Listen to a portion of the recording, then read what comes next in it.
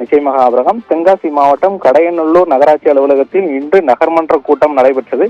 நகரமன்ற கூட்டமானது நகரமன்ற தலைவர் ஹபீபுர் ரஹ்மான் தலைமையில் நடைபெற்ற நிலையில் கூட்டத்தில் மொத்தம் 33 வார்டு உறுப்பினர்களில் மொத்தமாக 4 உறுப்பினர்கள் மட்டுமே கலந்து கொண்டனர்.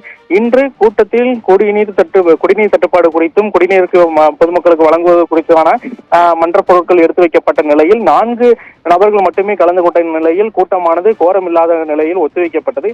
இதனைத் தொடர்ந்து மேலும் நகர்மன்ற தலைவராக திமுகவை சேர்ந்த நகர்மன்ற தலைவராக இருக்கக்கூடிய ஹபீபுர் ரஹ்மான் மீது நம்பிக்கையில்லா தீர்மானம் கொண்டு வர வேண்டும் என வலியுறுத்தியும் கவுன்சிலர்கள் ஆகியோர் நகராட்சி அலுவலகத்தில் ஆணையரிடம் மனு அளித்தனர்.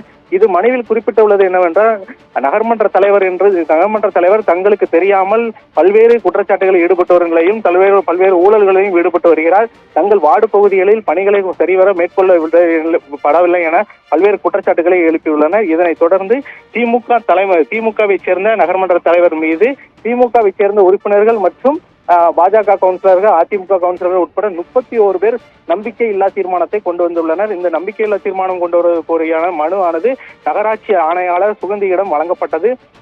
திமுகவை சேர்ந்த தலைவர் மீது திமுகவை சேர்ந்த உறுப்பினர்கள் நம்பிக்கையில்லா தீர்மானம் கொண்டு வரப்பட்டது. இங்கு பரபரப்பான சூழல் காணப்பட்டது. இந்த பரபரப்பான சூழல் காணப்பட்ட நிலையில் தென்காசி காவல் கண்காணிப்பாளர் தலைமையில் 50க்கும் மேற்பட்ட போலீசார்கள் நகராட்சி அலுவலகம் முன்பு குவிக்கப்பட்டதால் பெரும் பரபரப்பு ஏற்பட்டது என்பது குறிப்பிடத்தக்கது. தகவலுக்கு நன்றி சம்பத்.